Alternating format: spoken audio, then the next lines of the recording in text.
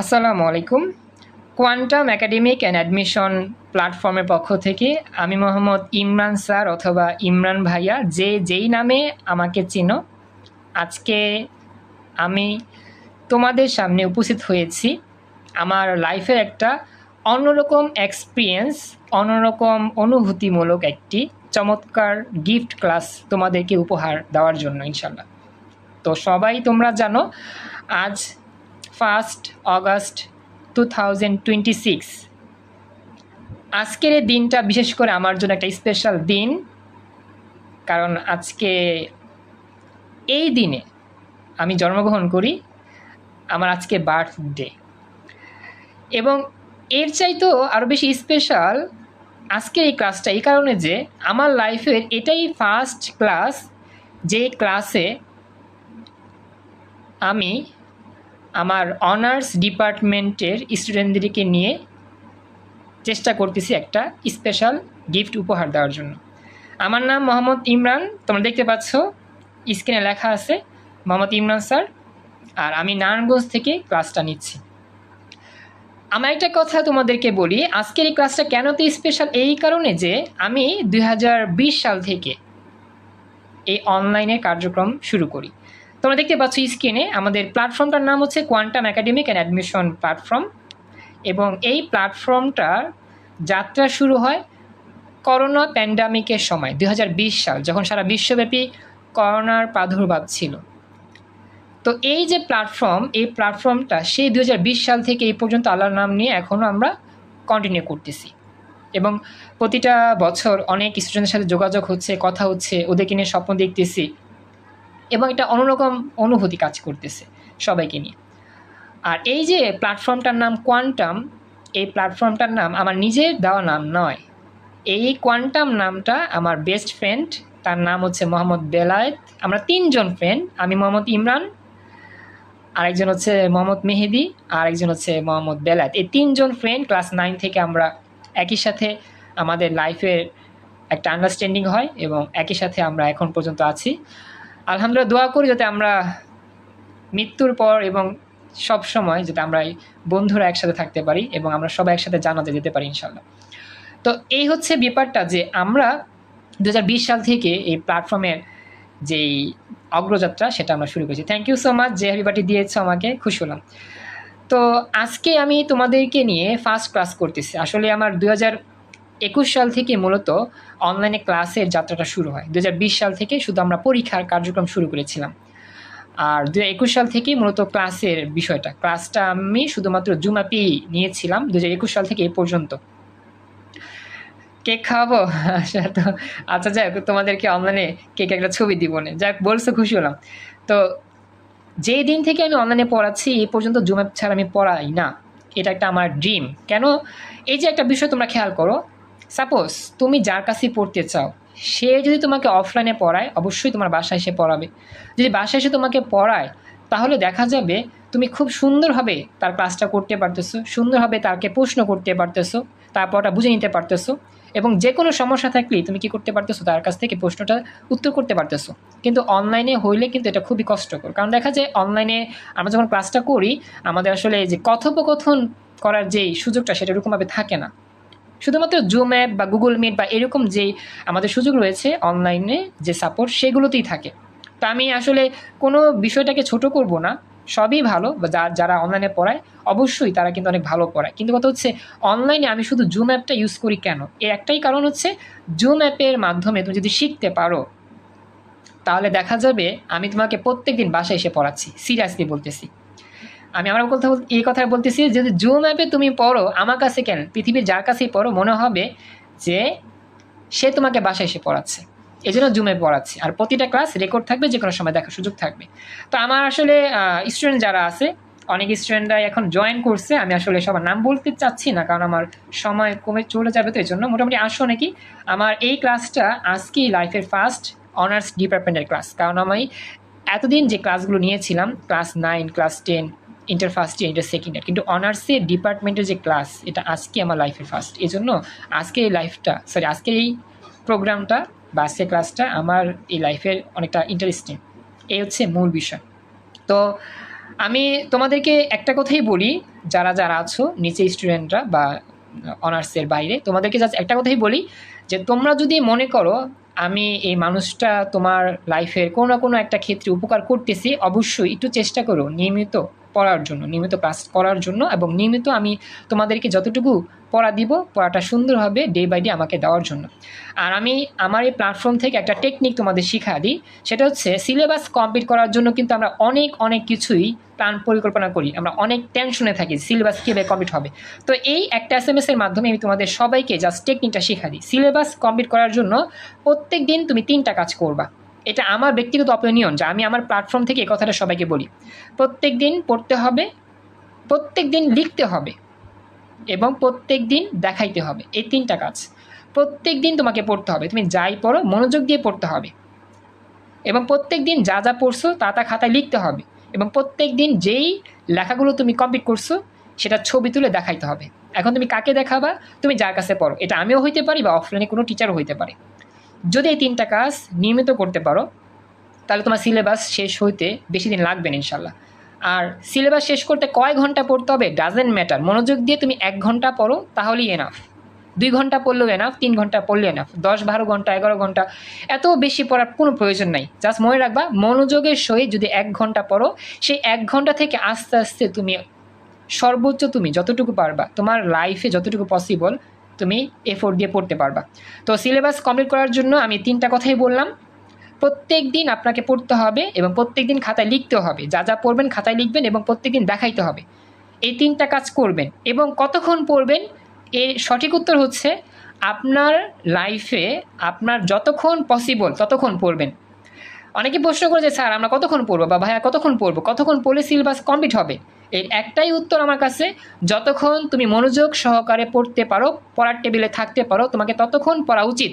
তাহলেই তোমার syllabus complete হয়ে যাবে ইনশাল্লাহ সকল বিষয়। সবাইকে জাস্ট আমি একটা প্রশ্ন করলাম, এই কথাটা বুঝতে পারছো কি একটু আমাকে জানাও, একটু রেসপন্স করো। যারা শুনতে পেয়েছো আমাকে জানাও, ভয়েসে কথা বলে আরো সুন্দর হয়।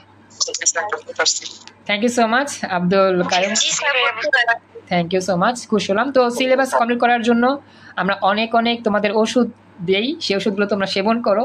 তো আমরা অনেকেই পারো সিলেবাস কমপ্লিট করতে, অনেকে পারো না। তো আমার মেসেজ হচ্ছে একটাই, প্রত্যেক দিন তোমাকে পড়তে হবে, লিখতে হবে, অবশ্যই দেখাইতে হবে। তো এই বিষয়টা বলেই আমি তোমাদেরকে একটা স্পেশাল সাপোর্ট দিলাম বা স্পেশাল একটা টেকনিক শেখালাম যাতে তোমরা সিলেবাসটা কমপ্লিট করতে পারো। তো কথা বললে আসলে অনেক কথাই বলা হয়, সবগুলো কথা বলার এই মুহূর্তে সুযোগ আমার নাই। তারপরেও আমি যেটা মনে করি সেটা হচ্ছে, তুমি যদি মনে করো যে ইমরান স্যার বা ইমরান ভাইয়া আমার অফলাইন শিক্ষক বা অফলাইনে আমাকে পড়ায় ডেইলি, যদি এতটুকু মনে করে আমার কাছে দৈনিক পড়া দিতে পারো এবং পড়া নিতে পারো, তুমি জাস্ট চ্যালেঞ্জ করতে পারো নিজেকে যে হ্যাঁ তুমি 3 মাসে সর্বোচ্চ 6 মাসে তোমার সকল অধ্যায় সকল বিষয় এমনিতেই কভার হয়ে যাবে ইনশাল্লাহ। যদি এটা করতে পারো, সর্বোচ্চ 6 মাসের বেশি লাগবে না যদি তুমি সিলেবাস কমপ্লিট করতে চাও। জাস্ট উইথ থিওরিটা মনে রাখবা, প্রত্যেক দিন পড়তে হবে, প্রত্যেক দিন লিখতে হবে, প্রত্যেকদিন দেখাইতে হবে। আর যত রকম প্রবলেম আছে সবগুলো প্রবলেম তো সলভ আমরা তোমাদের করে দিব ইনশাল্লাহ, তাই না? যখনই পারি, হয় 1 ঘন্টা আগে বা 1 ঘন্টা পরে বা একদিন আগে একদিন পরে, কিন্তু কথা হচ্ছে তোমাকে 100% ডেডিকেট থাকতে হবে যে হ্যাঁ আমি যার কাছে পড়তেছি সে আমাকে অফলাইনে বাসায় এসে পড়াচ্ছে।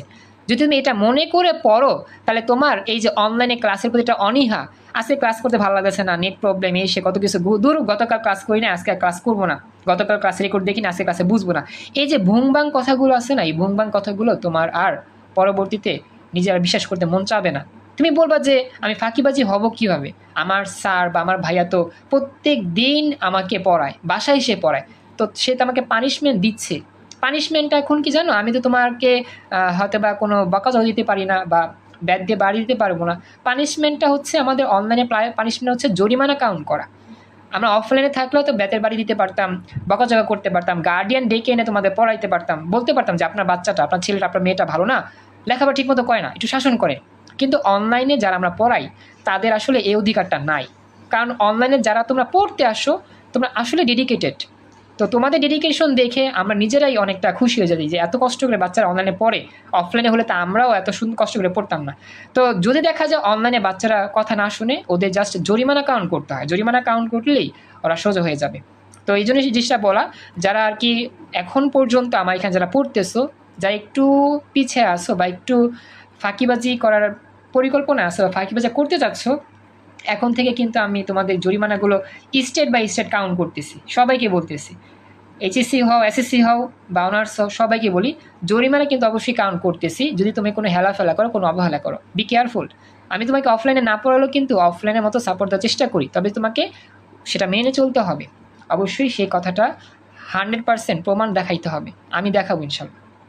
এই হচ্ছে কথা। তো অনেক কথাই বলছি, অনেক কিছু নিয়ে আলোচনা হয়েছে। আজকে আমাদের মাসের 1ম তারিখ, আর আমরা আল্লাহর নামে আজকে শুরু করব আমাদের এই মাসের জার্নিতে। আমরা চেষ্টা করব আস্তে আস্তে যতটুকু সম্ভব, যেই বিভাগে থাকি, যেই ক্লাসেই থাকি, সুন্দর করে ডে বাই ডে পড়া কমপ্লিট করা, পড়াগুলো জমা দেওয়া। তো সবাইকে আমি বলি, যারা ছোট ব্যাচ আছো, বড় ব্যাচ আছো, সবাইকে এই কথাটা বলি। ক্লাস 21 জন বর্তমানে জয়েন করছো, মাশাআল্লাহ, খুশি হলাম। জাস্ট এই একটা SMS দিয়েই আমি ক্লাসটা শুরু করব।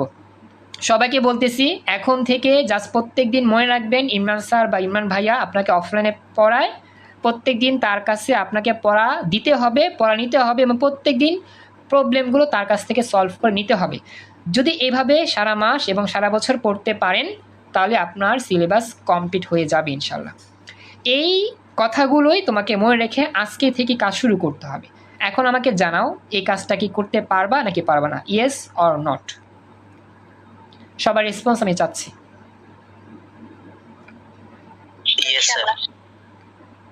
Thank you so much. 2 জন কথা বলছে, 3 জন, 4 জন। ক্লাসে আসো 21 জন, কথা বলো 3-4 জন, বাকি থ্যাংক ইউ সো মাচ। অনেক কথাই বললাম, অনেক কথাই তোমরা শুনেছো। তো তোমাদের দিক থেকে যদি কোনো এখন বর্তমানে প্রশ্ন থাকে বলতে পারো, আদারওয়াইজ আমার ছোট বাচ্চারা যারা আছো তোমরা চলে যাও, বড় বাচ্চাদের নিয়ে এখন আমরা ক্লাস শুরু করব। তো আমাকে জানাও যদি কার কোনো প্রশ্ন থাকে। আসসালামু আলাইকুম।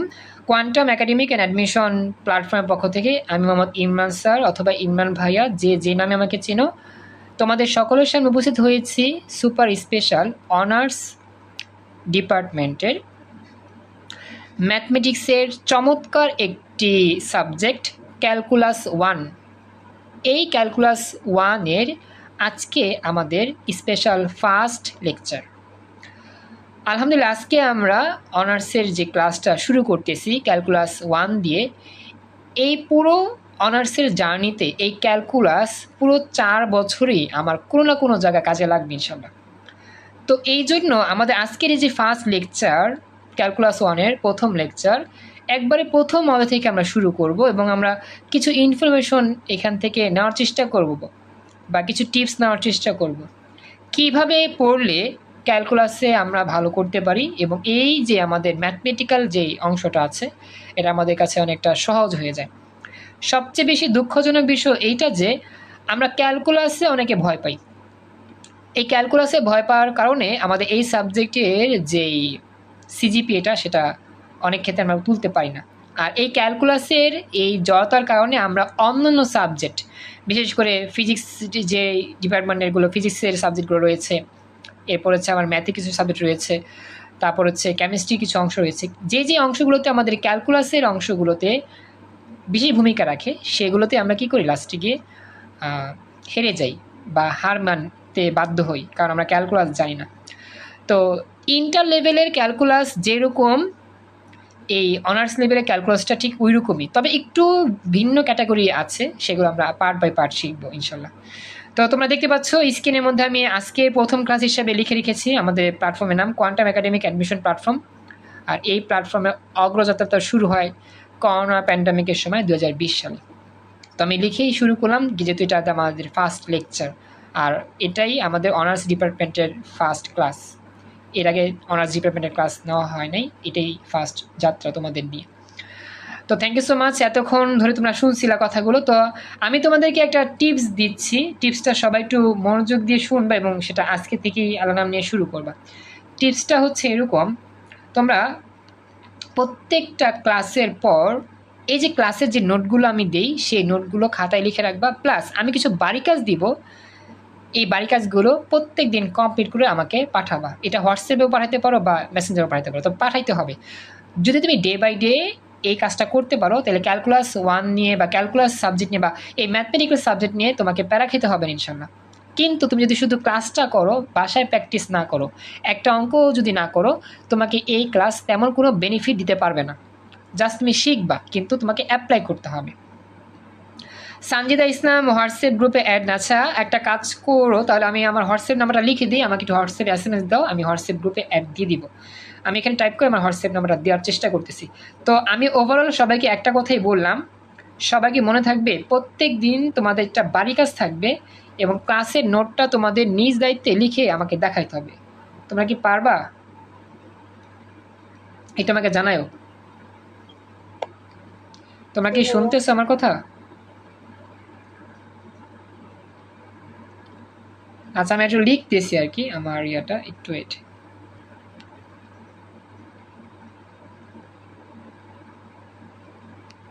ওকে, আমার আসলে ইয়াটা লিখলাম, হোয়াটসঅ্যাপ নাম্বারটা। আচ্ছা, আমি আসলে ভয়েসে তেমন শুনতে পাই নাই, তোমরা একটু আমাকে জানাও যে আমার কথাটা মনে থাকবে কিনা। প্রত্যেক দিন তোমাদেরকে এই কাজটা করতে হবে, আদারওয়াইজ ক্যালকুলাস পরে কিন্তু তোমরা বেশি দূর আগাতে পারবো না। যা যা আমি ক্লাসে করাবো এই নোটটাও লিখতে হবে, যা যা বাড়ির কাজ দিবে এগুলো তোমাদের করে দেখাইতে হবে।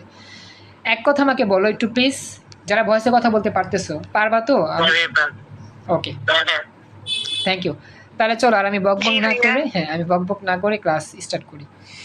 তো আজকে আমাদের যেটা দিয়ে শুরু হবে, ক্যালকুলাস 1-এর যে ফার্স্ট অংশ, এটা দিয়ে শুরু হবে। এটা আমরা সবাই দেখব একটু পরে। তো লিখলাম honours class, department of mathematics, function.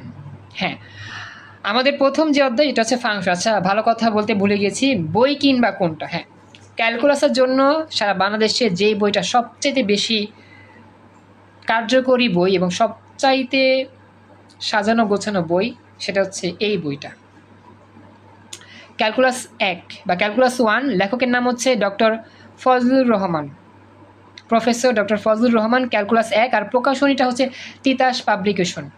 সবাইকে বলি অবশ্যই এই বইটা সবাই কিনবেন। এখন আপনার কলেজে যে বই কিনতে বলে এই তিতাস পাবলিকেশনের বইটা কিনেন, ক্যালকুলাসে অনেকটা উপকার পাবেন, আমি গ্যারান্টি দিয়ে বলতে পারি ইনশাল্লাহ। কারণ ক্যালকুলাসে এই মানের বই আমি খুবই কম দেখছি। এটা খুবই বলা যায় পরিপাটি একটা বই। তিতাস পাবলিকেশন, মনে রাখবা, তিতাস পাবলিকেশন, ক্যালকুলাস বললেই হবে। যে কোনো লাইব্রেরিতে, বাংলাদেশের যে কোনো লাইব্রেরিতে এই বইটা পাবা। এই বইটার যে নাম বললাম এটা কোনো মার্কেটিং নয়, যেটা ভালো সেটা বলতে হয়, মন থাকবে আমার কথা। এই বইটা কি কে কিনছো? এখানে বর্তমানে যারা আছো ক্লাস করতেছো, এখানে ক্লাস করতেছো আফরিন, জাহিদ, লামিয়া, ইকরামুল, নাহিদা, প্রণয়, সানজিদা, সিয়াম, তামান্না আর হচ্ছে গিয়ে রেশমি। কেউ কি এই বইটা কিনছো? কার কাছে বর্তমানে বইটা আছে? আমি কিনছি। Thank you. আচ্ছা, হ্যাঁ, এই বইটাই কিন্তু আমাদের সারা বাংলাদেশে ওভারঅল অনার্স ডিপার্টমেন্ট স্টুডেন্টদের পড়ানো হয় এবং খুবই একটা মারাত্মক লেভেলের বই, সাজানো গোছানো, এক কথায় ওয়াও, ক্যালকুলাস 1। ওকে, যারা কিনেন নাই কিনে নেবেন, আমরা এই বইটা থেকেই পড়তেছি। আমি তো নোট করেই পড়াই মূলত, আমার হাতের নোটগুলো বড় হয়েছে, ডোন্ট মাইন্ড, আসলে আমি একটু নোট করার সময় পাই নাই, কিছু মনে করো না। যাক, দেখো, আর আজকে তো আমাদের 1 অগাস্ট 2026, আমরা তো জানি, এটা আমি হয়তো ফিজিক্স ক্লাসে বলছিলাম, এটাই আমাদের ফার্স্ট অনার্সের ব্যাচ তোমাদের নিয়ে। এটা হচ্ছে ম্যাথমেটিক্স ক্লাস, আর ফিজিক্স ক্লাস তো নিলামই। ওকে, অনেকই কষ্ট হচ্ছে দেখতে পাচ্ছি, জয়েন করতেছে আবার যাচ্ছে, একটু কষ্ট করে ক্লাস করতেছে। রাত বাজে প্রায় 11:06, তারপর মাশাআল্লাহ তোমরা ডেডিকেটেড ক্লাসগুলো কন্টিনিউ করতেছো, অনেক খুশি হলাম। আর আজকে আমার জন্মদিন, তোমরা জানো, বার্থডে, সেই হিসাবে আমার একটু অন্যরকম ইন্টারেস্টিং লাগা। আমি আসলে এত আশা করছিলাম বলে মনে হয় না।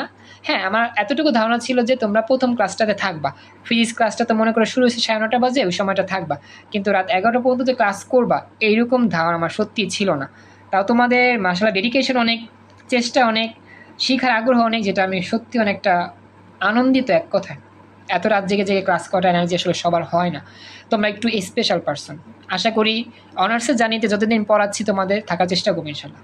ওকে, তো শুরু করি। তো আমাদের চ্যাপ্টার 1A দিয়ে শুরু হবে। চ্যাপ্টার 1A এর মধ্যে আমরা 3টা পার্ট দেখতে পারবো, 1A, 1B, 1C। চ্যাপ্টার 1-এর মধ্যে 3টা পার্ট, 1A, 1B, 1C। তো 1A-তে হচ্ছে ফাংশন নিয়ে আলোচনা, আর এখান থেকে আমার অনেক প্রশ্নই পরীক্ষা এসেছে, পরীক্ষা আসে, হ্যাঁ, জাতীয় বিশ্ববিদ্যালয়ে পরীক্ষা আসে। তো ফাংশনটা আমাকে ভালো করে জানতে হবে। ফাংশনের সংজ্ঞা আসে, ফাংশনের বৈশিষ্ট্য আসে এবং ফাংশন থেকে ম্যাথমেটিক্সও আসে। তো ফাংশনের সংজ্ঞা এটা বুঝতে চাইলে ফাংশনটা কী জিনিস আমাকে একটু চিনতে হবে। আর এই ফাংশন সম্পর্কে জানতে হলে আমাকে ডোমেন চিনতে হবে, কোডোমেন চিনতে হবে, রেঞ্জ চিনতে হবে। মানে একটা শিখতে গেলে তোমাকে অনেক কিছু শিখতে হবে, আদারওয়াইজ তুমি একটা পরিপূর্ণভাবে শিখতে পারবে না বা মন মতো শেখা হবে না। তো আজকে ক্লাস যেহেতু আমাদের ফাংশন নিয়ে আলোচনা, তো আমি ফাংশনটা দিয়েই আমি তোমাদের শুরু করি। প্রথমত আমি ফাংশনটা বুঝাবো যে ফাংশনটা আসলে এইটা বোঝায়, ওইটা বোঝায়। দেন ফাংশনের সংজ্ঞা বলো, ফাংশনের যে বিষয়গুলো আছে সেগুলো পরেও অংশে যাবে। আপাতত ফাংশনটা আমাকে জানতে হবে।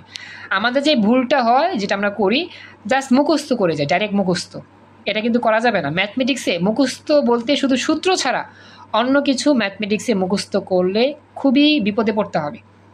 আমি আবার বলতেছি, ম্যাথমেটিক্সে সূত্রের মুখস্থ ছাড়া অন্য কিছু যদি মুখস্থ করো তোমাকে বিপদে পড়তে হবে। মন থাকবে যা বলছি? জাস্ট থিওরি মুখস্থ করতে হবে। থিওরি, যত রকম থিওরি আছে জাস্ট এক কথা মুখস্থ রেখে অ্যাপ্লাই করতে হবে, আর স্টেপ বাই স্টেপ ধারাবাহিকতা বজায় রেখে কাজ করতে হবে, তাহলে ম্যাথমেটিক্সে ভালো করা যাবে। এই আমি কি বলছি বুঝছো আমার কথা? রেসপন্স করবা প্লিজ, কথা বলো একটু। জাস্ট সূত্র মনে রাখতে হবে। ওকে রেশমি, আমি জানি অনেক কষ্টে তুমি ক্লাস করতেছো।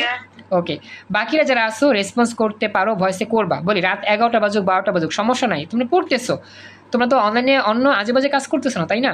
লেখাপড়া করতেছো, শিখতেছো। তো এই জায়গার মধ্যে ক্লাস করলে বা এই কাজটা যদি তুমি করো, আমার কাছে পড়বা বা অন্য কাজ যার কাছেই পড়ো, অনলাইনে যখন তুমি পড়বা তোমাকে কেউ বলবে না যে এত রাত জেগে তুমি কী করো। কেউ তোমাকে কিছু বলবে না। যদি তুমি অন্য কাজ করতা হয়তো বা বলতো যে এত রাত জেগে মোবাইল টিপতেছো কেন, মোবাইলটা রাখো, ঘুমাও। কিন্তু এখন তোমরা লেখাপড়াই করতেছো, তো এখন তোমাকে কেউ বিন্দু পরিমাণ বকা দিবে না, কেউ রাগারাগি করবে না। তো ভয়েসে কথা বললেও দোষ হবে না বা সমস্যা হবে না, ক্ষতি হবে না। ওকে, ভয়েসে কথা বলো, রেসপন্স করো। এখন আমরা শিখবো ফাংশন। ফাংশনটা আসলে কি? এখন ফাংশন শেখার জন্য আমাদের একটা টেকনিক শিখতে হবে। এটা হচ্ছে একটা থিওরির মতো। ফাংশন চেনার মারাত্মক টেকনিক। আমি কিছু কথা লিখেছি, এই কথাগুলো ভালো করে মনে রাখবা, তাহলে ফাংশনটা পানির মতো ক্লিয়ার হয়ে যাবে ইনশাআল্লাহ তোমার কাছে। একটি মায়ের একাধিক সন্তান থাকতে পারে। আমরা সবাই জানি একটি মায়ের একাধিক সন্তান থাকে। যেমন আমার ভাই বোন আছে, তোমারও ভাই বোন আছে, আপন ভাই বোন অবশ্যই আছে। তো এরকম একটা মায়ের একাধিক সন্তান থাকতে পারে। 2 নম্বরটা হচ্ছে একটি সন্তানের একাধিক মা কিন্তু থাকতে পারে না। একটা মায়ের একাধিক সন্তান এটা থাকতে পারে, এটা লজিক্যাল, এটা বৈধ, কিন্তু একটি সন্তানের একাধিক মা কি থাকতে পারে? যদি আপন মা চিন্তা করি, থাকতে পারে? একটি সন্তানের একাধিক মা কি হইতে পারে বাস্তবে? তোমরা কি বুঝতেছো আমার কথা? একটু রেসপন্স করতে হবে। Very good. হ্যাঁ, একটি সন্তানের কিন্তু একাধিক মা থাকতে পারে না। হ্যাঁ, যদি বলে যে স্যার হইতে পারে, খালাকে মা ডাকে, চাচিকে মা ডাকে, সেটা ভিন্ন কথা, কিন্তু আপন মা তো একটাই হয়, তাই না? ওইটাই আর কি বিষয়। 3 নম্বর কনসেপ্টটা কি? 3 নম্বর কনসেপ্ট হচ্ছে মা ছাড়া কোনো সন্তান হতে পারে না। মা ছাড়া কোনো সন্তান জন্মগ্রহণ করতে পারে না, এটা তো জানো সবাই, তাই না? মা ছাড়া কোনো সন্তান পৃথিবীতে আসতে পারে না। এখন আমি একটা প্রশ্ন করি, আচ্ছা বলো তো, যে বাবা ছাড়া কোনো সন্তান পৃথিবীতে আসতে পারে কিনা? Yes or not? প্রশ্ন হচ্ছে বাবা ছাড়া কোনো সন্তান পৃথিবীতে আসতে পারে কিনা? না। আচ্ছা, নাহিদা বলছো না। এনিওয়ান? আর কেউ বলবা? আফরিন, রেশমি, প্রণয়, সানজিদা, তামান্না। দেখি কার কার উত্তর সঠিক হয়। প্রশ্ন হচ্ছে বাবা ছাড়া পৃথিবীতে সন্তান আসতে পারে কিনা বা এসেছিল কিনা। প্রশ্নটা এরকমভাবে যদি বলি এসেছিল কিনা, তাহলে একটু ভালো বুঝতে পারবা। বাবা ছাড়া পৃথিবীতে কোনো সন্তান এসেছিল কিনা, এটা প্রশ্ন। তো এবার উত্তর দাও। এটা আমাদের পারার কথা। আমরা যারা মুসলিম পরিবারের সন্তান, এই প্রশ্নের উত্তর অবশ্যই পারার কথা সবারই। চেষ্টা করো, একটু চিন্তা করলে পারবা। জি ভাইয়া, সম্ভব এটা হয়েছিল। হ্যাঁ, থ্যাংক ইউ সো মাচ। এই তো মাশাআল্লাহ পারছো, এইবার পারছো, কিন্তু প্রথম প্রশ্ন একটু ভুল ছিল, একটু যাই হোক। এখন বলো, পিতা ছাড়া বা বাবা ছাড়া সন্তান পৃথিবীতে এসেছিল, তার নাম কি? এখন বলো। আমি হিন্টসটা দিয়ে দিলাম পুরোপুরি। আমরা যারা মুসলিম পরিবারের সন্তান, আমাদের এটা জানার কথা। ঈসা আলাইহিস সালাম। হ্যাঁ, আলহামদুলিল্লাহ, উত্তর রাইট। তামান্না, ঈসা আলাইহিস সালাম। তারপরে হচ্ছে মেবি বাকি যারা আছো, নাহিদা, তুমি উত্তর দিতা সঠিক। আরেকজন বলছিল, হ্যাঁ, আমাদের নবী ঈসা আলাইহিস সালাম, তিনি কিন্তু পিতা ছাড়াই পৃথিবীতে জন্মগ্রহণ করেছিলেন। আল্লাহ তাআলা একটা কুদরত, আল্লাহ তাআলা একটা সৃষ্টি। কিন্তু বর্তমান প্রেক্ষিতে এটা পসিবল না, ঠিক আছে? বর্তমানে এটা কখনই পসিবল না। এটা আমাদের নবীর উপরে কি পসিবল ছিল, ঈসা নবী আলাইহিস সালামের উপর পসিবল ছিল। তো এই কথাটা বলার একমাত্র কারণ জাস্ট প্রসঙ্গ আসছে এই জন্য আর কি বলা। হ্যাঁ, তো এই যে তিনটা কথা বলছি, একটি মায়ের একাধিক সন্তান থাকতে পারে, একটি সন্তান একাধিক মা থাকতে পারে না, আর মা ছাড়া কোনো সন্তান হতে পারে না। এখন কথা হচ্ছে, আরেকটা প্রশ্ন যদি আমি করি, আচ্ছা বলো তো, মা, সন্তানহীন মা থাকতে পারে? সন্তানহীন মা থাকতে পারে কি পারে না? পারে পারে। আচ্ছা, প্রণয় বলছো পারে, বাকিরা বলো তো সন্তানহীন মা থাকতে পারে কিনা? প্রণয় উত্তর দিয়েছো, বাকিদের রেসপন্স প্রয়োজন প্লিজ। হ্যাঁ, চমৎকার। হ্যাঁ হ্যাঁ, থাকতে পারে। তো সন্তান ছাড়া মা অবশ্যই থাকতে পারে, কিন্তু মা ছাড়া কোনো সন্তান হতে পারে না। আচ্ছা, এই কনসেপ্ট তিনটা বোঝার একমাত্রই কারণ হচ্ছে আমরা ফাংশন বুঝতে পারবো একটু পর। আমি এখন তোমাদেরকে জাস্ট দেখাবো, উদাহরণ দেখাবো, জাস্ট তোমরা বলবা এটা ফাংশন নাকি ফাংশন নয়। দেখি কারা কতটুকু বুঝতে পারছো, ঠিক আছে? আচ্ছা, ওয়ান এলি নামে জয়েন করছো, তোমার আসলে নাম দেখা যাচ্ছে না, তোমার নাম থাকলে নাম বলতে পারতাম। যাই হোক, তুমি জয়েন করছো, খুশি হলাম। তো আমি জুম করে একটু দেখাচ্ছি। আচ্ছা, আমি একটু জুম করার আগে তোমাদের যদি বলি, এই যে আমি এতক্ষণ ধরে যে বকবক করে এই তিনটা কথা বুঝাইলাম, বললাম, এখানে কি কারো কোনো প্রশ্ন আছে? থাকলে বলতে পারেন, বা বুঝতে সমস্যা হলে বলতে পারেন। কেউ আছেন এরকম?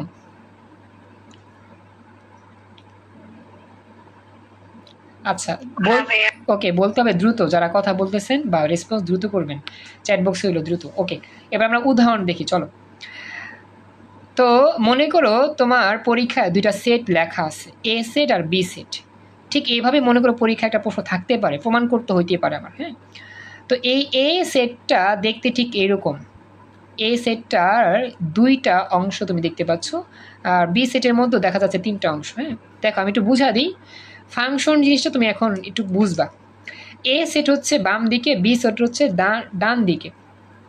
এখন এ সেটের মধ্যে দুইটা নাম আছে, একটা নাম ইমরান আর একটা নাম মেহেদি, এগুলো মনে করো যে সন্তান। হ্যাঁ, বি সেটের মধ্যে তিনটা নাম আছে, প্রথমটা হচ্ছে মিসেস হ্যানা, পরেরটার নাম হচ্ছে মিসেস রোকেয়া, পরেরটার নাম হচ্ছে মিসেস পারুল। এগুলো মনে করো যে মা, বাম পাশটা হচ্ছে সন্তান, ডান পাশটা হচ্ছে মা। ওকে, তো এখন কথা হচ্ছে বাম পাশটা সন্তান বুঝতে পারছো, ডান পাশটা মা, এটাও বুঝতে পারছো। এখন তীর চিহ্নের দিকে একটু তাকাও, দেখো এই যে সন্তান, এই সন্তানের দিক থেকে দুই দিকে তীর চিহ্ন, এখান থেকে এখানে, আবার এইখান থেকে এখানে। এই বিষয়টার মানে কি কে বলতে পারবা বলো তো? এই তীর চিহ্ন দ্বারা তুমি আসলে কি বুঝছো? দেখি কে কে বুঝতে পারো। কে বুঝছো কিছু? এই তীর চিহ্ন দ্বারা আসলে কি বুঝছো তুমি?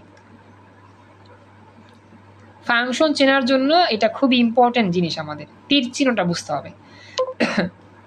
তাহলে আমি বলে দিব, যেহেতু প্রথম ক্লাস হিসাবে তোমরা পারবা খুবই কম, বা একটু কনসেপ্ট জানা না থাকলে একটু আনইজি লাগতে পারে, সেক্ষেত্রে আমারই বলা উচিত ছিল। যাক, আমি দেখলাম আর কি কতটুকু তোমরা জিনিসটা গেস করতে পারো। এই তীর চিহ্ন মানে হচ্ছে এই সন্তানটা ওই নারীর। কি বললাম? এই তীর চিহ্ন মানে হচ্ছে এই সন্তানটা সেই সকল নারীর। এই তীর চিহ্ন দেখো, ইমরান থেকে তীর চিহ্ন গেছে মিসেস হ্যানাতে, তার মানে এটা দ্বারা বোঝাচ্ছে ইমরান হচ্ছে হ্যানার সন্তান। একই রকমভাবে এই তীর চিহ্ন যখন চলে গেছে রোকেয়াতে, তার মানে এই রোকেয়ার সন্তানও হচ্ছে ইমরান। তার মানে ইমরান হেনারও সন্তান, ইমরান রোকেয়ারও সন্তান। এখন কি বুঝতে পারছো? সবাই বুঝছো এতটুকু? আচ্ছা, জাহিদ একটা প্রশ্ন করছো, জাহিদের প্রশ্ন আমি বুঝি না। জাহিদ বলো তো প্রশ্ন কি ছিল, বলো তো আবার। ভাই এটা কি সেটের উপাদানের মতো না? হ্যাঁ ইমরান একটা সেট, হ্যাঁ এবং এই সেটের উপাদান নিতে হ্যাঁ হ্যাঁ না ওরকম রুকিয়া। ওরকম আর কি। সেখান থেকে আমরা ফাংশন শিখবো আজকে, আমরা ফাংশনের কনসেপ্ট বুঝবো। বুঝতে পারছো? ফাংশনটা বোঝার জন্য এই উদাহরণগুলো নিয়ে আসা আর কি। ওকে, এখন কথা হচ্ছে এই যে বললাম যে ইমরান হচ্ছে হেনার সন্তান, আবার রোকেয়ারও সন্তান। এখন বলো এটা কি আসলে সম্ভব কি সম্ভব না? এটা কি হইতে পারে?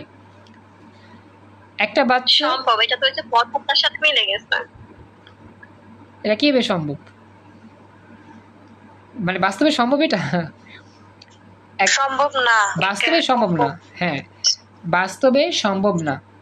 হ্যাঁ ঠিক আছে, একজন বলছে স্যার যে প্রথমের সাথে মিলে গেছে, একটা মিলে গেছে যে একটি সন্তানের একাধিক মা থাকতে পারে না। এটা কথা রাইট। হ্যাঁ, যে বলছো একটি সন্তান একাধিক মা থাকতে পারে না, এটা বুঝতে পারছো, এটা মিলছে। হ্যাঁ, এখন তো হচ্ছে যে এই যে বিষয়টা এখানে লিখলো একটা সন্তানের দুইটা মা হয়ে গেছে, এটা আসলে বাস্তবে সম্ভব না। যদি বাস্তবে সম্ভব না হয় সেটাকে আমরা বলবো ফাংশন নয়, আর বাস্তবে যদি সম্ভব হয় সেটা হবে ফাংশন। ওকে, তো দেখো আমাদের বাম পাশটা হচ্ছে সন্তান, সন্তানের যে সেট সেটাকে বলবো আমরা ডোমেন। সন্তানের সেটকে বলা হবে ডোমেন অংশ, আর মাকে বলা হবে কোডোমেন অংশ। এখন ডোমেন কোডোমেনের যে সংজ্ঞা সেগুলো পড়তে গেলে মাথা আরও ঘুরঘুর করবে, ঘুরপাক খাবে, সেগুলো এখন আপাতত বোঝার প্রয়োজন নাই। জাস্ট মনে রাখো যে যার থেকে জন্ম সেটা হচ্ছে কোডোমেন। কি বললাম? যার থেকে জন্ম হয় সেটা হচ্ছে কোডোমেন, আর যে জন্মগ্রহণ করে সেটা হচ্ছে ডোমেন। ডোমেন কোডোমেনের সংজ্ঞা পড়লে মাথা ঘুরবে, এটা প্রয়োজন নাই। জাস্ট আমার কথার মনোযোগ দাও। যার কাছ থেকে জন্ম হয় সেটা হচ্ছে কোডোমেন, আর যে জন্মগ্রহণ করে সেটাকে বলা হয় ডোমেন। মন থাকবে? কথা বলো একটু, কথা বুঝছো? তো যে জন্ম দেয় সে হবে কোডোমেন, আর যে জন্মগ্রহণ করে তার নাম ডোমেন। আর ডোমেনগুলো অলওয়েজ বাম দিকে থাকে, কোডোমেন ডান দিকে থাকে। তো আমি এটা লিখলাম, সন্তানগুলো হচ্ছে ডোমেন আর মা হচ্ছে কোডোমেন। এখন তোমরা বলো এই সম্পূর্ণটা একটা ফাংশন হইতেও পারে, নাও হইতে পারে। এখন বলো তো এই চিত্রটা কি ফাংশন হবে কি না হবে না? সেট এ আর সেট বি মিলে কি কোনো ফাংশন হবে কি হবে না? ইমরানের ক্ষেত্রে ফাংশনটা হবে না, মেহেদির ক্ষেত্রে হবে। আচ্ছা, ভালো প্রশ্ন করছো। নাইদা বলছো যে মেহেদির ক্ষেত্রে হবে, ইমরানের ক্ষেত্রে হবে না। আচ্ছা, ভেরি গুড, উত্তর রাইট। মেহেদি হচ্ছে পারুলের সন্তান। ভাইয়া হ্যাঁ বলো বলো। এই যে মিসেস রোকেয়া আর মিসেস হেনা তারা কি কোডোমেন? হ্যাঁ হ্যাঁ, এগুলো কোডোমেন, এগুলো কোডোমেন আর এগুলো ডোমেন। তাহলে তাহলে তাদের মানে এই দুটাকে যে মা ধরেই, তাহলে এটা কি তার সন্তান একজন? আচ্ছা বলি, জাহিদ তুমি কি আমার কথাগুলো ভালো করে শুনতেছো? তুমি একটু আগে জয়েন করছো তো, তো কিছু অংশ মিস হয়েছে তোমার। আচ্ছা বলি জাহিদ, আমার একটা কনসেপ্ট আমি পড়ছিলাম, এটা ছিল এই যে ফাংশন চেনার জন্য এটা হচ্ছে আমার সূত্র তিনটা। একটি মায়ের একাধিক সন্তান থাকতে পারে, কিন্তু একটি সন্তানের একাধিক মা হইতে পারে না, আর মা ছাড়া কোনো সন্তান হতে পারে না। এই তিনটা হচ্ছে থিওরি, যে থিওরির মাধ্যমে আমরা ফাংশন বুঝতে পারবো। এটাই আর কি। এটা তুমি দেখছিলা? এটা আমরা দেখা হয় না তোমার, না? তুমি একটু দেরি করছিলা হয়তো জয়েন করতে। আচ্ছা ওকে, জয়েন করছো, ঠিক আছে। এটা হচ্ছে কনসেপ্ট, মূল কনসেপ্ট মনে রাখবা। যদি দেখা যায় একটি মায়ের একাধিক সন্তান থাকে তাহলে অবশ্যই সেটা কী হবে? ফাংশন হবে। যদি এরকম দেখো একটি সন্তানের একাধিক মা থাকতে পারে না, যদি এটা ঘইটা যায় তাহলে এটা ফাংশন হবে না। না ঘটলে তো ফাংশন হবেই। আর মা ছাড়া কোনো সন্তান থাকতে পারে না, এটা সঠিক। যদি এরকম কিছু না ঘটে তাহলে হবে না। আমরা যে এই বিষয়গুলো, প্রথমটা কি ফাংশন না? হ্যাঁ প্রথমটা অবশ্যই ফাংশন, প্রথমটা ফাংশন। আর পরেরটা যদি এরকম হয় ঘইটা যায় এটা, তাহলে এটা ফাংশন না। কেননা একটি সন্তান একাধিক মা থাকতে পারে না, তো সেক্ষেত্রে এটা ফাংশন হবে না। আপনি যে দুইটা উদাহরণ দিতেন, উদাহরণের 1 নাম্বারটাকে ফাংশন না? 1 নম্বর উদাহরণটা অলওয়েজ ফাংশন না, কারণ একটা ছেলের একাধিক মা গ্রহণযোগ্য না, এই জন্য সেই শর্তে এটা ফাংশন না। বুঝতে পারছি, ওকে, থ্যাংক ইউ। বুঝতে পারছি। আচ্ছা, এখন নাহিদা উত্তর দিয়েছে যে ভাইয়া বা স্যার এখানে প্রথমটা ফাংশন না, পরেরটা ফাংশন। আসলে আমার পুরো চিত্রটা মিলেই একটা ফাংশন কাজ করে, পুরো চিত্রের মধ্যেই আমার মিলে একটা উত্তর হবে, হয় এই পুরো চিত্রটা ফাংশন অথবা ফাংশন না। আমাদের ফাংশন আসলে আলাদা আলাদা হবে না, পুরো অংশটা মিলে একটা চিন্তা করতে হয়, হয় এই পুরোটা একটা ফাংশন হবে অথবা হবে না। এখন এই পুরোটার মধ্যে যদি কোনো গন্ডগোল লাগে, কোনো জায়গায় গন্ডগোল লাগলেই ফাংশন না, আর যদি সব ক্লিয়ার থাকে তাহলে ফাংশন। এখন দেখো এই পুরো চিত্রের মধ্যে কি কোনো জায়গায় গন্ডগোল লাগছে কি লাগে নাই বলো তো? লাগছে, অবশ্যই লাগছে। কোথায় লাগছে? এখানে। একটা সন্তানের তো একাধিক মা থাকতে পারে না, তার মানে এই জায়গায় গন্ডগোল লাগছে, তার মানে এই গন্ডগোলের জন্য এই মেহেদি যে সন্তানটা পাওয়ার, এটা বৈধ হওয়া সত্ত্বেও এই পুরো ফাংশনটাকে আমরা বলবো ফাংশন নয়, বা পুরো সিস্টেমটাকে বলবো এটা কোনো ফাংশন নয়। অর্থাৎ 1 নং চিত্রটি আমাদের ফাংশন নয়। বুঝতে পারছো কনসেপ্ট? এবার ক্লিয়ার? সবটাই মেনটেন করতে হবে, একটা ক্যারেক্টারের সব কিছু যদি সত্যি হয় তাহলে এটা ফাংশন, যদি কিছুটা ভুল থাকে তাহলে ফাংশন নয়। কার কোনো প্রশ্ন আছে এখানে? আর আফরিন, নাহিদা, প্রণয়, রেশমি, তামান্না, জাহিদ? ওকে, আচ্ছা, এটা গেল। এরপর যাচ্ছি পরবর্তী। দেখি পরবর্তী চিত্রটা কীরকমভাবে উপস্থাপন করা হচ্ছে। এখানেও দুইটা সেট, সেট এ, সেট বি। এখানে আবার 3টা সন্তান, ইমরান, মেহেদি, বেলায়েত। আসলে এই নামগুলো কি জানো? বলো তো, একটু বলো তো, এই নামগুলো যে সন্তানের নামগুলো যারা ফিজিক্স ক্লাস করছিল তারা জানো, আমি ক্লাসে বলছিলাম এই নামগুলোর কথা, কি আমি বলছিলাম কিনা?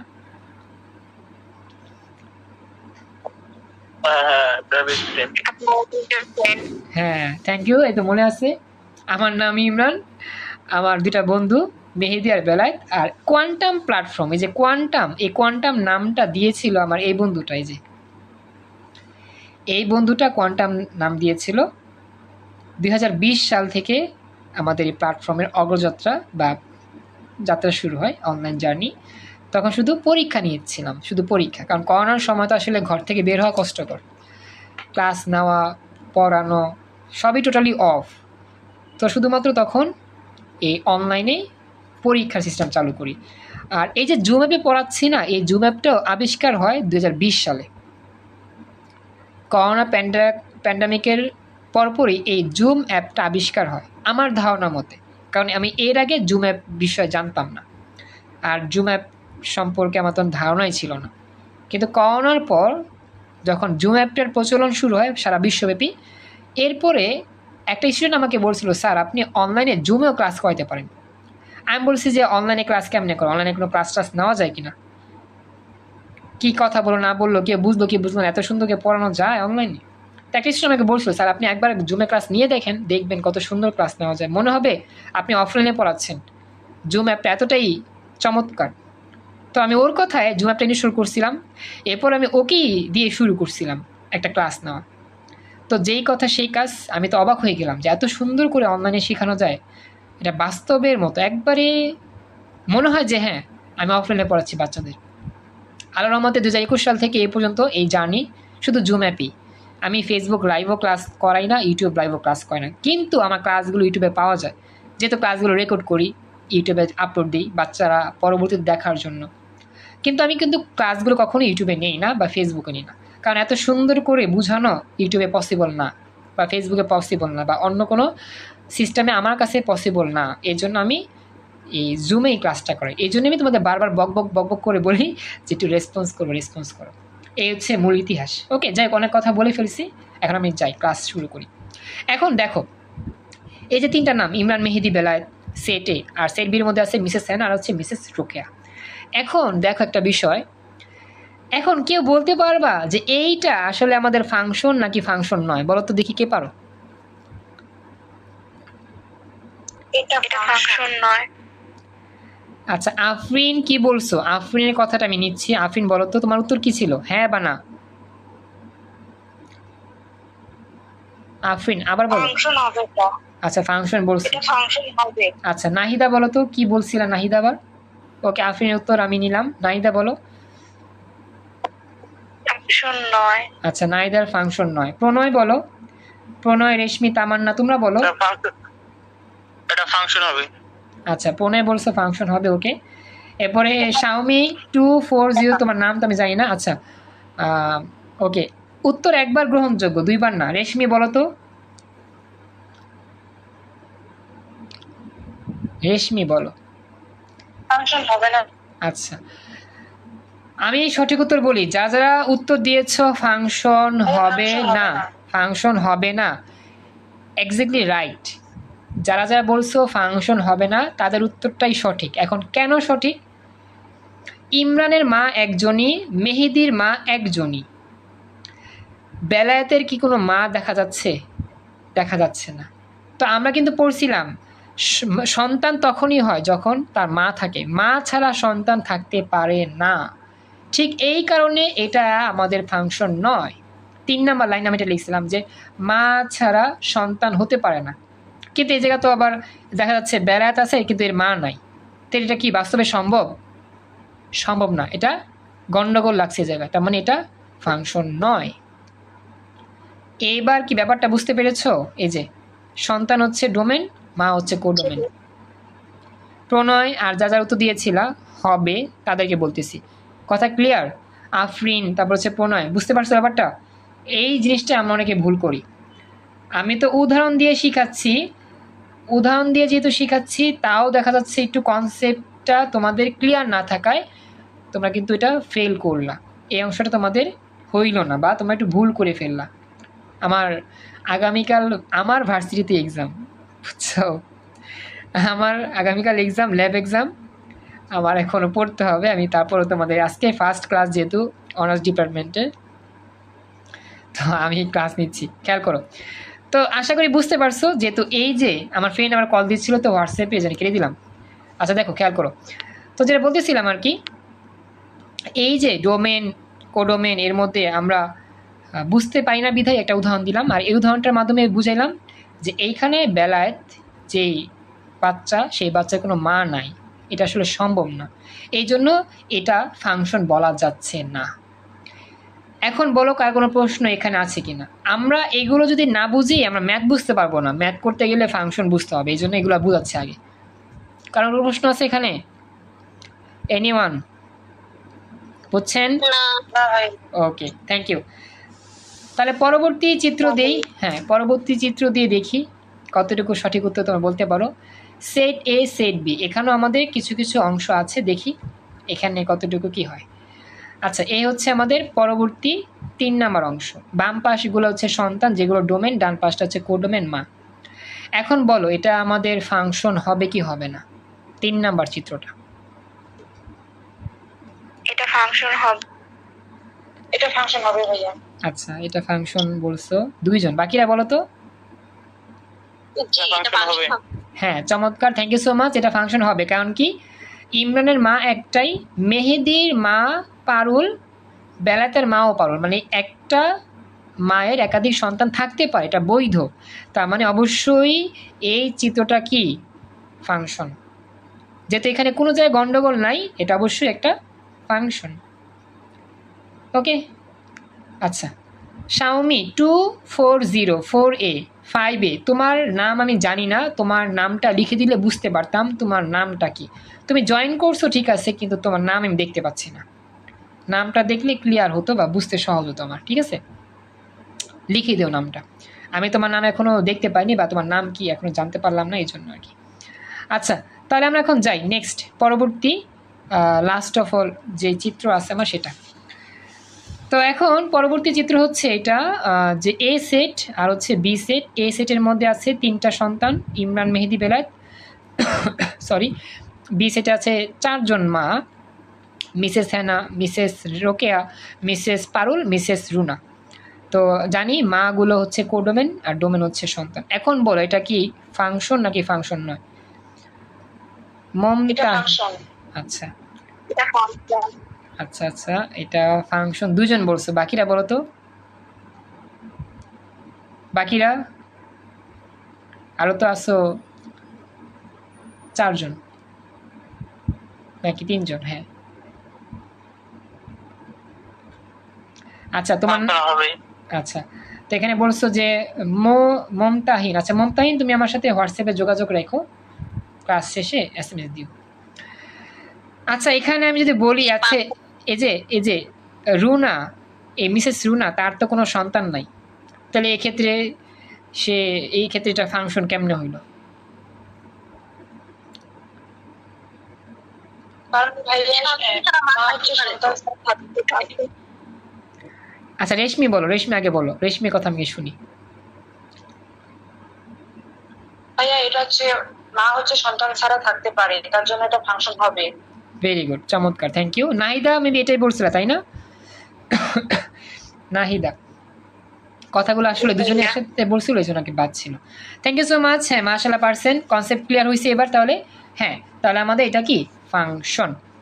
তো এই হচ্ছে ফাংশন। যখন আমরা সেট আকারে কোনো ফাংশন দেখব, এই 4টা জিনিসই যদি মনে রাখতে পারো, আশা করা যায় তুমি ফাংশন বুঝতে পারবা। আর আমাদের আজকে ক্যালকুলাসের ফার্স্ট লেকচারটা এই ফাংশনকে ঘিরেই ছিল।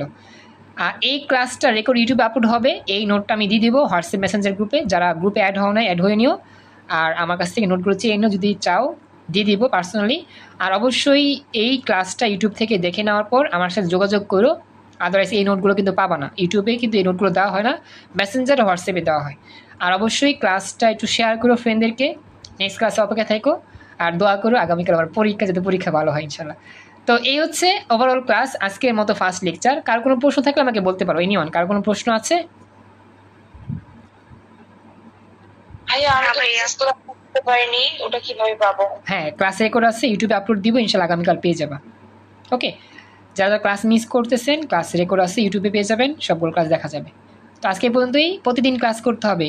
আমাদের এই প্ল্যাটফর্মের টেকনিকটা কি, তোমাদের সাজেশনটা কি, মেসেজটা কি, সিলেবাস কমপ্লিট করার জন্য প্রতিদিন মনোযোগ দিয়ে পড়তে হবে, খাতায় লিখতে হবে এবং আমাকে দেখাইতে হবে। এভাবে সারা বছর পরও আশা করি সিজিপিএ বা জিপিএ যেটাই বলি আমরা, অবশ্যই ভালো কিছু অর্জন করতে পারবো ইনশাল্লাহ। প্রত্যেকদিন বাড়ি কাজ দিব, বাড়ি কাজগুলো কমপ্লিট করবা। তো বাড়ি কাজ হচ্ছে এই রাফটা খাতায় লিখবা, এই নোটটা আর কি, এবং কিছু অঙ্ক আমরা যখন করব দিব। তো আজকের মধ্যে এখানে ক্লাস শেষ করলাম, নেক্সট ক্লাস অপেক্ষা থাকো, আর আইসো, আর ইউটিউব চ্যানেলের নাম আর ইউটিউব চ্যানেলের লিঙ্ক সব গ্রুপে দিয়ে দিব, সেখান থেকে নিয়ে নিও। আজকে এই পর্যন্তই, আসসালামু আলাইকুম, আল্লাহ হাফেজ।